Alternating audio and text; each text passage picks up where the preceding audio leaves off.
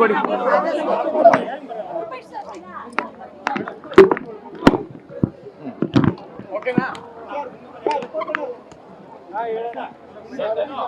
Madam ಸ್ವಲ್ಪ ಹಿಂದೆ, ನೀವು ಸ್ವಲ್ಪ ಹಿಂದೆ ಹೋಗಿ. ಈಗ ಹಿಂದೆ ಬನ್ನಿ ಸರ್. ಇವತ್ತು ತಂದೆಯರ ದಿನ, ವಿಶ್ವ ತಂದೆಯರ ದಿನ. ತಂದೆಗಾಗಿ ಇವತ್ತೊಂದು ಹಾಡರ ರಚನೆ ಕೂಡ ಮಾಡಿಸಿದ್ದೀವಿ.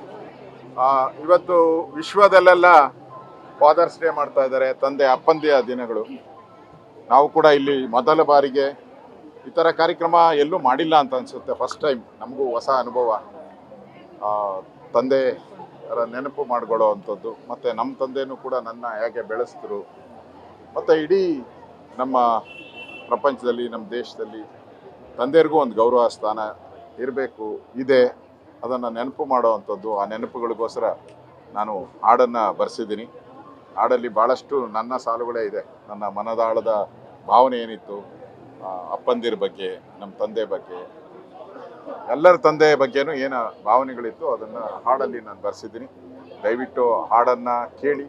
ನಿಮ್ಗಿಷ್ಟ ಆದರೆ ಒಂದು ಸರಿ ನಿಮ್ಮ ತಂದೆ ಹತ್ರ ಹೋಗಿ ಅಪ್ಪ ಐ ಲವ್ ಯು ಅಂತ ಹೇಳಿ.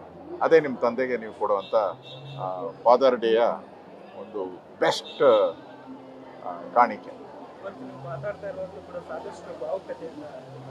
ಹೌದೌದು. ಈ ತಂದೆ ನೋಡಿ, ಕಲ್ಲು ದೇವರನ್ನು ನಾವು ಪೂಜೆ ಮಾಡ್ತೀರಿ, ಕಲ್ಲು ದೇವರಿಗೆ ಅಭಿಷೇಕ ಮಾಡ್ತೀರಿ. ಆದರೆ ಮನೆಯಲ್ಲಿರುವಂಥ ತಂದೆ ತಾಯಿಗೆ ನಾವು ಕೇರೇನೋ ಅನ್ನಲ್ಲ. ಅದಾಗಬಾರ್ದು. ತಂದೆ ತಾಯಿ ಮೊದಲ ಗುರು, ನಮಗೆ ಮೊದಲ ದೇವರು.